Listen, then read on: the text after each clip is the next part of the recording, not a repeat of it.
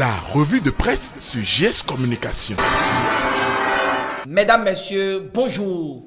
Nouvelle semaine, nouvelle actualité. Une fois encore, Guy-Tambert s'offre à vous pour vous présenter le nouveau visage des journaux. Après les violences et actes de vandalisme à Tchaourou, le Soleil Bénin Info trouve que l'heure est au regret et au pardon. Pour ce canard, le chef de l'État invite les uns et les autres à la réconciliation et à la paix. La preuve tangible selon le Soleil Bénin Info est inhérente à la levée du blocus autour de la résidence de Boniaï. Au rendez-vous de la décrispation de la situation à Savè et à Tchaourou, la nation y était et retient que le pardon, la paix et l'unité sont les priorités. Mais Fraternité se réjouit de la levée du siège et évacuation sanitaire de Yaï, puis signale que Talon respecte ses engagements vis-à-vis des sages et notables de Tchaourou qui ont décidé et rassuré le gouvernement que ce qui s'était passé ne se reproduira plus, alors que le Béninois libéré tire les leçons et livre les paradoxes de 50 jours de vie sans liberté. Dynamisme Info félicite Bouhari pour sa marque dans le dénouement de la crise post-électorale au Bénin. Pour le journal de Parfait Bocor, quand la maison du voisin brûle, il faut aller à son secours. Néanmoins, le confrère loue les mérites de Talon puisque Yaï est déjà hors du territoire pour ses soins et non un fuyard, précise le nouvel observateur. Enfin, Talon fait profil bas, s'exclame le quotidien avant d'exposer les appréciations du président Nicéphore Soglo. En tout cas, il faut restituer au peuple souverain son parlement et réparer les préjudices causés aux citoyens victimes de tueries et de blessures. Voilà l'appel de Eric Roundété et rapporté par le nouvel observateur. N'ayant pas la mort à la bouche, Matin Libre se demande si Talon est passé outre les tests concernant la levée du blocus au domicile de Boni Yaï. Ici, le quotidien étale que Soglo se réjouit et reprécise les autres défis. Mieux, Matin Libre voudrait savoir si nous tendons vers la relâche des personnes interpellées. De son côté, la dépêche s'interroge sur ce qui se passera après la levée du blocus chez Yaï. Sans répondre, Point Média notifie que Boni Yaï est libéré. Mais la crise reste entière car les politiciens sont toujours mobilisés et la tension est bien vivace dans l'opinion. Le silence des médias ne constitue pas un indice pour décréter la fin de la crise politique que traverse le Bénin. Depuis quelques mois, rallonge Point Média avant de céder sa place au pays émergent qui lui donne lecture des réactions de Komi Kouché, Valentin Djenotien Gossou, Eric Roundété et le parti Force Cori pour le développement du Bénin de Soumanou Toleba. C'est avec une désolation que le coopérant intervient dans ce point de presse et nous renseigne sur la vie du doyen urbain Karim Da Silva qui invite à arrêter avec les basses et sordides intrigues du député André Villiers suite à son intervention au Parlement français sur l'actualité béninoise. Malgré ses lynchages, voit la troisième défaite de Talon face à Tchaourou, suivant l'Afrique en main qui relève que tout n'est pas dans l'arbitraire et l'oppression. Le matinal voit que la courbe du Bénin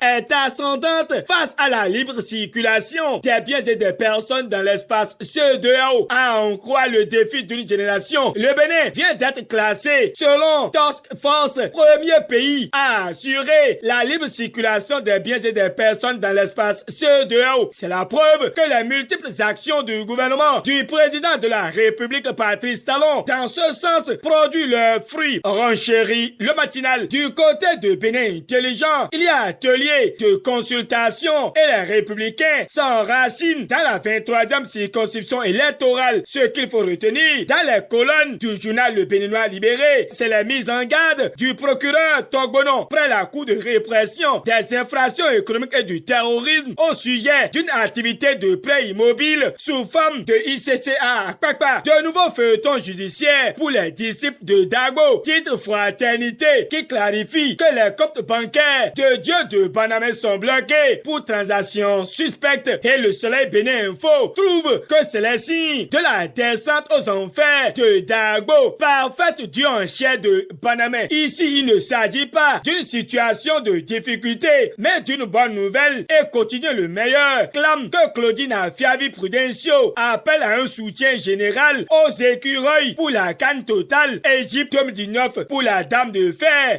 Autour des écureuils, point de mouvancier, point d'opposants, tous unis pour la paix. Martel Quotidien, le meilleur, le même confrère, notifie que l'Algérie, l'Égypte, le Nigeria, le Maroc et le Sénégal réussissent leur entrée en lice pour la CAN Total Égypte 2019. C'est aussi le souhait de Dynamisme Info qui prie pour une victoire ou tout au moins un match nul entre le Bénin et le Ghana ce mardi. C'est aussi l'attente du public sportif. Propage Dynamisme Info. Mesdames, messieurs, ce sera tout pour aujourd'hui. Je loue l'engagement technique de Androné Vieux-Atonou qui au quotidien me lubrifie pour que je vous abreuve de très bonnes informations. À demain pour notre rendez-vous.